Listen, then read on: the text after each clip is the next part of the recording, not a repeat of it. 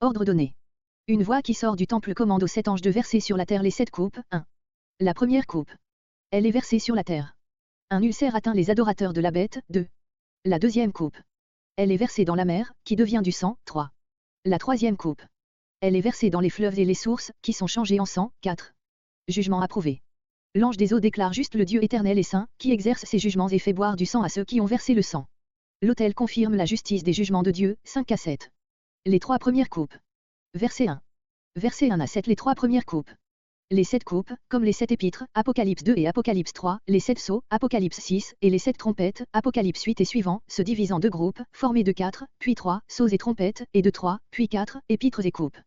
Les 4 premières coupes rappellent les 4 premières trompettes, en ce que les jugements qu'elles apportent s'accomplissent simultanément et sont de même nature, ils atteignent la terre, la mer, les sources d'eau, le soleil, les 4 parties de l'univers, Apocalypse 8.7-8, Apocalypse 8.10, Apocalypse 8.12, Apocalypse 14.7, mais il y a cette aggravation que précédemment le tiers seulement des objets étaient frappés, tandis que maintenant ils le sont tous. La 5e coupe, comme la 5e trompette, annonce une invasion venant de l'Euphrate. La 7e trompette et la 7e coupe produisent des tonnerres et un tremblement de terre. Enfin, il faut remarquer que plusieurs de ces jugements reproduisent des plaies d'Égypte, Exode 7 à Exode 10. La forte voix qui venait du temple est, pour la plupart des interprètes, la voix de Dieu lui-même. Quelques-uns y voient celle de l'être vivant qui avait donné les coupes aux anges, Apocalypse 15.7, mais il ne paraît pas qu'il fût dans le temple, Apocalypse 15.8. Verset 2. Un ulcère malin et douloureux, grec mauvais et méchant, comparé Exode 9.9 et suivant, atteint les adorateurs de la bête, Apocalypse 13.14-17. Verset 3. Le texte reçu, Q, majuscule version, ajoute ici et partout jusqu'au 7e ange, le mot ange, qui manque dans Codex Sinaiticus, A, C et qui n'est pas nécessaire. Aggravation de la plaie décrite à Apocalypse 8.8, Apocalypse 8.9. Au lieu de, la mer devint du sang, on a traduit, il y eut du sang, de même au verset suivant. L'eau de la mer ne se serait pas transformée en sang, elle aurait été mêlée de sang. Mais d'où ce sang serait-il provenu? L'analogie avec la plaie d'Égypte, Exode 7.17, fait penser plutôt à une transformation de l'eau en sang. Ce sang est, grec, comme d'un mort, un sang décomposé corrompu, qui devient à son tour une source de mort.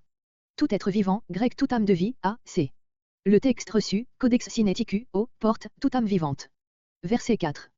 Par suite de la transformation en sang de tous les fleuves et de toutes les sources des eaux, il n'y eut plus d'eau potable. Comparez Exode 7.17-21. Verset 6.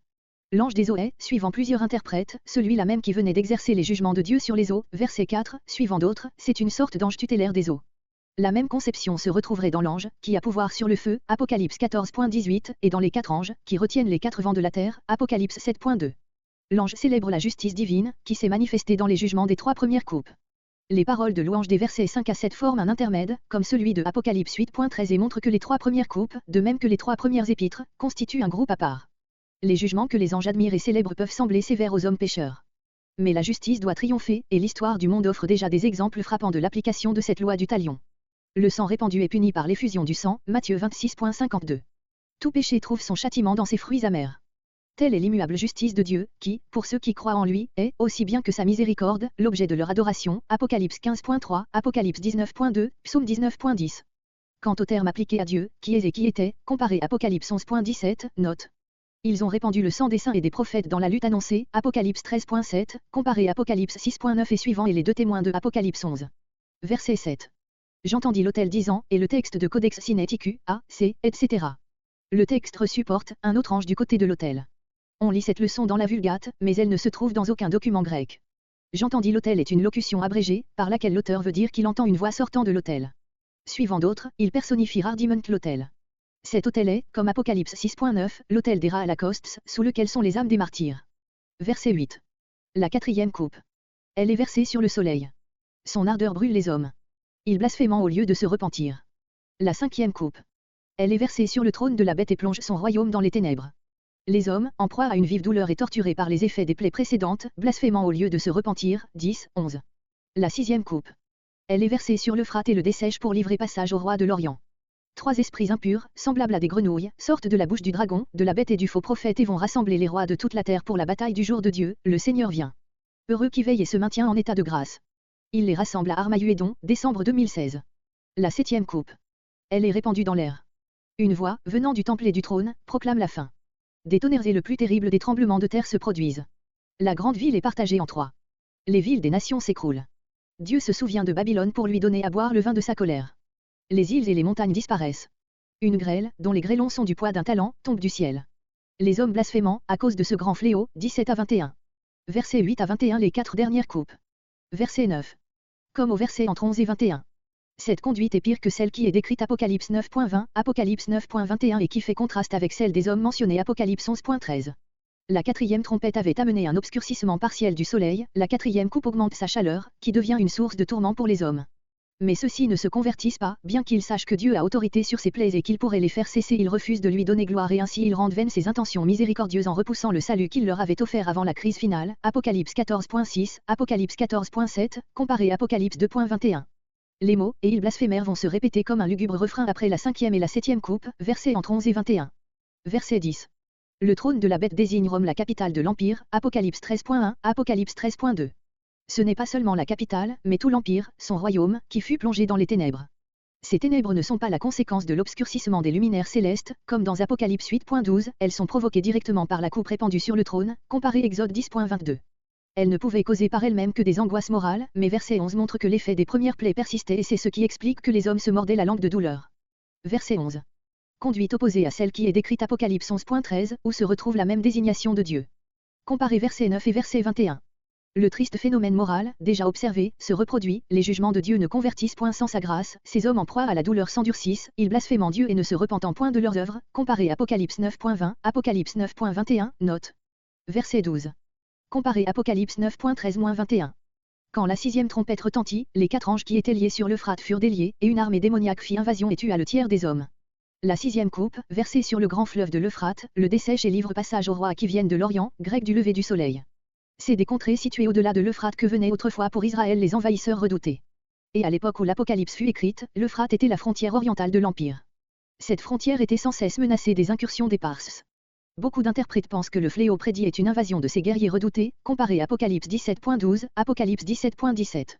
Mais la suite du tableau prophétique, versets 13 à 16, comparé Apocalypse 19.19, semble indiquer que l'auteur pense à un événement, d'une portée plus générale, qu'il met en rapport direct avec la lutte suprême entre l'Antéchrist et l'Église.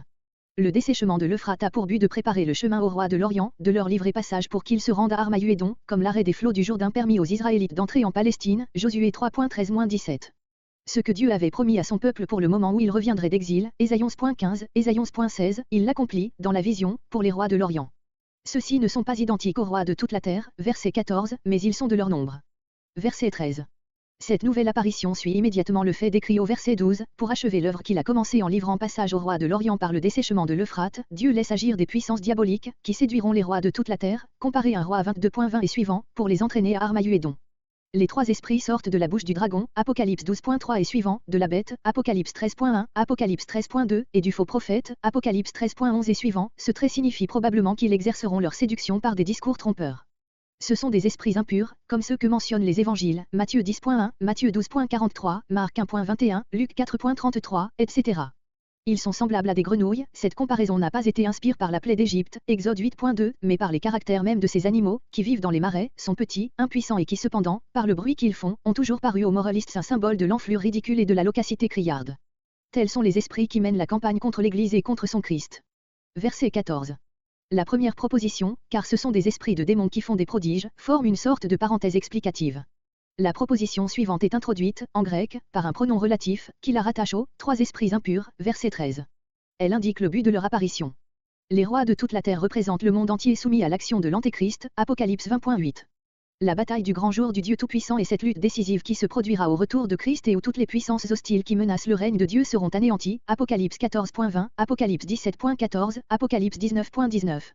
Le jour de l'Éternel, le jour du jugement dernier, est déjà représenté dans Joël 3.9-17 comme le jour d'une grande bataille, à laquelle toutes les nations sont convoquées dans la vallée de Jassephet.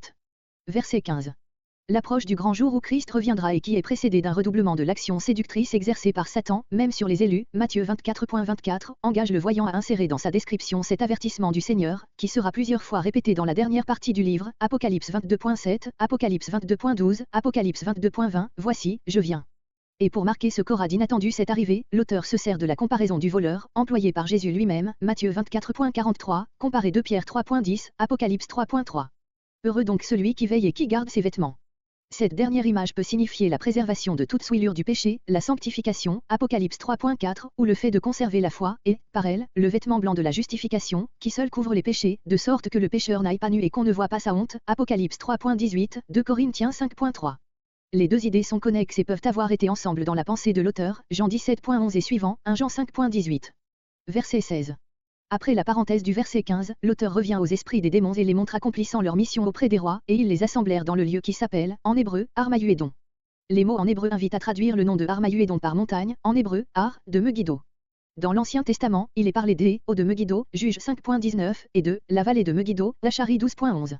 Cette localité était dans la plaine de Jizréel. Si, dans l'Apocalypse, il est parlé de la montagne de Megiddo, ce n'est pas que l'auteur ait en vue une montagne voisine, le Tabor, par exemple, c'est plutôt pour marquer que ce nom est symbolique et ne doit pas être pris comme une indication géographique. Megiddo éveille un double souvenir, celui de la victoire de Sisra sur Jobin, chanté par Déborah, Juge 5, et celui de la défaite et de la mort de Josia, 2 Rois 23.29, comparé Zacharie 12.11. C'est sans doute le premier de ces faits qui a inspiré le choix du nom de Megiddo pour designer le lieu de la grande bataille où seront vaincus les rois ennemis du règne de Christ. Verset 17. Le septième ange verse sa coupe dans, grec sur, l'air, non que l'air doive être atteint par le fléau, mais afin de produire les troubles atmosphériques, verset 18, qui amèneront pour la terre les suprêmes jugements de Dieu, verset 19 et suivant. La voix sort du temple, elle vient du trône, c'est la voix de Dieu lui-même. Sans effet, grec c'est devenu, arrivé, signifie, d'après la plupart, l'ordre donné au verset 1 a été exécuté. Mais pour saisir tout le sens de cette parole solennelle, prononcée par Dieu lui-même, il faut ajouter que ce qui est ainsi accompli, achevé, c'est l'ensemble des jugements et des dispensations de Dieu à l'égard de l'humanité. Comparé Apocalypse 21.6. Verset 18. Signes ordinaires de la colère de Dieu et présage de ses jugements, Apocalypse 4.5, Apocalypse 8.5, Apocalypse 11.19. La grandeur du tremblement de terre, plus terrible que les précédents, Apocalypse 6.12, Apocalypse 11.13, est caractérisée dans des termes qui rappellent Daniel 12.1. Verset 19. La grande ville, d'après la plupart des interprètes, c'est Rome, que l'auteur appelle, dans ce même verset, Babylone la grande. Mais cette expression désigne Jérusalem dans Apocalypse 11.8, or il s'agit ici du même jugement universel et définitif qui aura lieu à la fin du temps des nations, Apocalypse 11.2. Celui-ci coïncide avec le temps où la bête dominera, Apocalypse 13.5. Le tremblement de terre ne détruit pas la grande ville, mais la divise en trois parties, c'est-à-dire probablement que le sol sur lequel elle est bâtie se fend et que trois grandes crevasses se produisent, dans lesquelles la 10e partie de la ville et 7000 hommes sont engloutis, d'après Apocalypse 11.13. Ce qui prouve qu'il s'agit bien de Jérusalem, c'est qu'à la grande ville sont opposées les villes des nations, qui, elles, s'écroulèrent, furent complètement détruites par le tremblement de terre. Parmi ces villes des nations, il en est une que le voyant distingue, c'est Babylone la grande, dont il va retracer la chute avec détail, Apocalypse 17 et Apocalypse 18. Ainsi la pensée a une marche suivie, l'auteur ne revient pas à Babylone, après l'avoir une première fois mentionnée comme la grande ville. Dieu se souvint de Babylone. Le verbe est au passif en grec, Babylone la grande fut rappelée au souvenir devant Dieu. Pour lui donner la coupe du vin de la fureur de sa colère, comparé Apocalypse 14.10, note. Verset 20. D'après les uns, c'est encore un trait de la ruine de Babylone, par suite du tremblement de terre, les îles, dans lesquelles Rome avait son siège, d'après l'usage oriental d'appeler îles les pays d'outre-mer comparé Apocalypse 13.1, note, et les montagnes, les 7 collines, Apocalypse 17.9, sur lesquelles elle était bâtie, disparaissent elles-mêmes. D'après d'autres, le jugement s'étend et atteint la terre tout entière, comme dans Apocalypse 6.14. Verset 21. Les grêlons de cette grosse grêle, Apocalypse 11.19, pesaient une trentaine de kilogrammes, autant que les plus grosses pierres lancées par les machines de siège des anciens, Joseph, guerre des Juifs, 5.6, 3. Si grande que fut cette plaie, les hommes, au lieu de se repentir, blasphémèrent Dieu. La grâce seule, non le châtiment, change le cœur, comparé verset 9, note.